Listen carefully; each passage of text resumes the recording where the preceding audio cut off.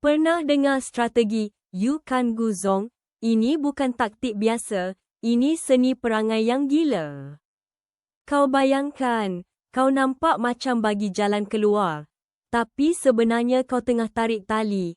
Musuh tu rasa dah selamat, dah menang. Tapi sebenarnya mereka makin dalam jerat yang kau pasang. Ini bukan setakat taktik, ini satu permainan psikologi yang gila, bro. Kau buat mereka rasa bebas, buat mereka alpa, lepas tu kau serang bila mereka paling tak sangka. Bukan semua orang faham seni ni, sebab kadang-kadang, kau kena berlakon bodoh untuk buat musuh kau nampak lagi bodoh. Betul-betul licik, sial. Ia tunjukkan, kuasa akal tu lagi hebat dari kuasa tenaga. Siapa cakap perang ni senang?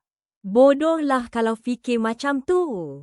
Jadi, lain kali bila nampak kebebasan, fikir dua kali.